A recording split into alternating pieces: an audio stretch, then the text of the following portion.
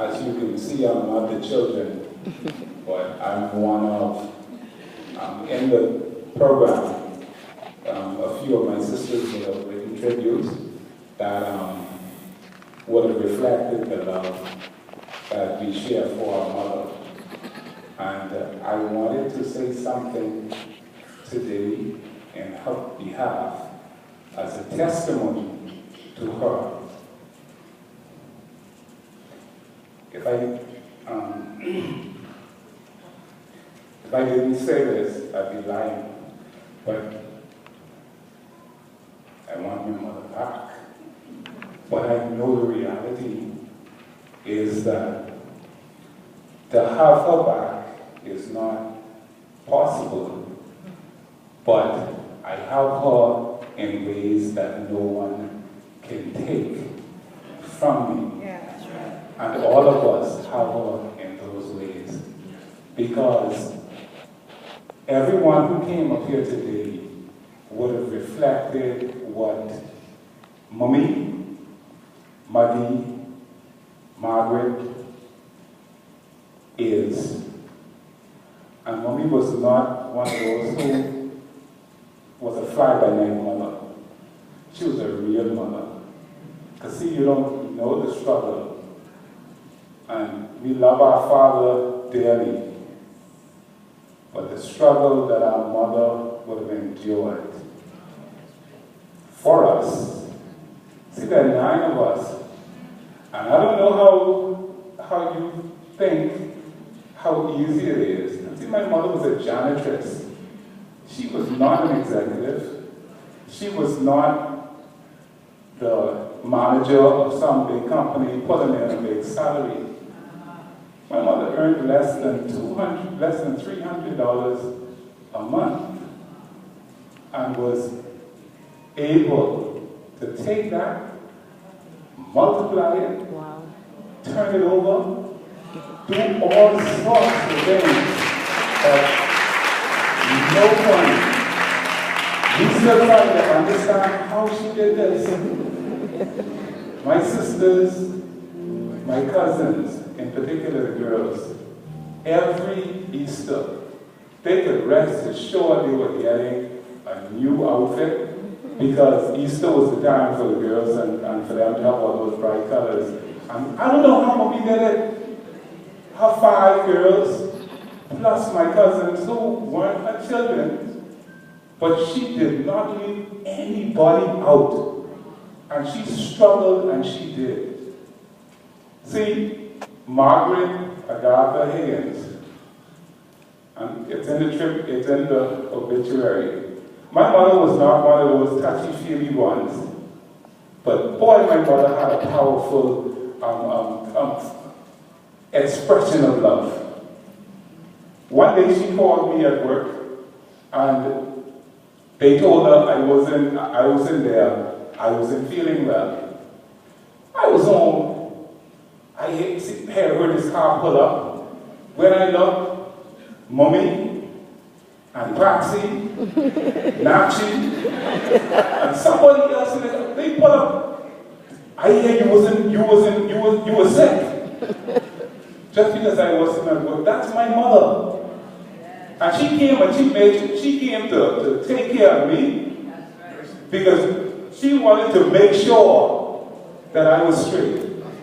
She did that for every one of her children. And you know, the thing is, I feel so mixed up that sometimes I feel guilty about how I feel. Because, see, on the Wednesday when Mommy died, when I was coming to work, I prayed, I said, God, grant her perfect healing. That was the Wednesday morning on the way to work. And I knew what it could mean. Right. But I wanted her here. But I also knew that to watch Mommy in the last 6 months of her life, it was so painful to see because we were helpless. Couldn't do anything to help her. This strong, vibrant woman. I never saw my mother cry. But in the last 6 months, she was so. And the thing is, if she got to that point, she was suffering long before that. But she was never the one to complain. But you would never get a complaint from mommy. She's struggling, she's going through, you ain't gonna know. See, there are too many young persons now who think also that marriage is just something, you go to an altar and that's it. Mommy epitomized what a married woman does. Come hell or high water. That's right. Right? People need to understand that because, look here, my mother had a lot of hurts, but boy, look here, you wasn't in the world. She endured. Very good. And that's the strength of that woman. Commitment. And you know what? If I miss a couple of days, because everybody knew in reality, and I'm in no offense by this, but we know this, Sherry and Melvin was mommy's favorite.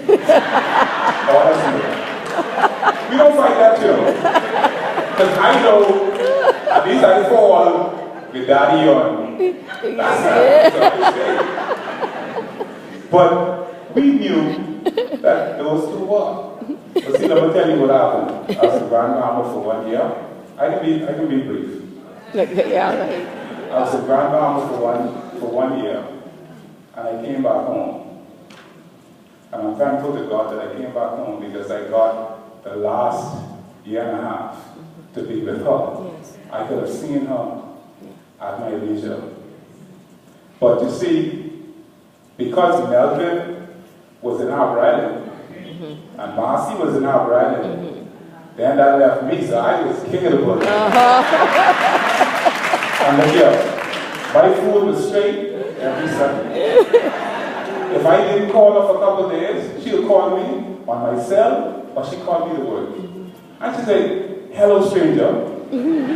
The minute mommy say hello, stranger, that was like dropping a ton of bricks on me.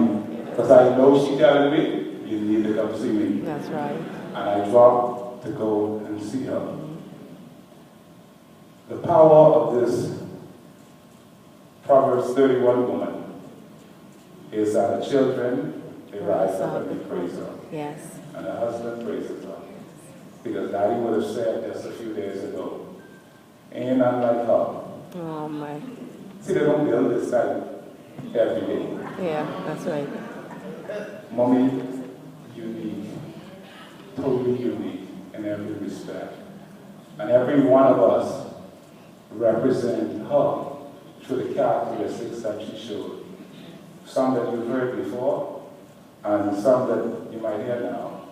My mother was faithful. Whatever she committed to, that's what it was going to be.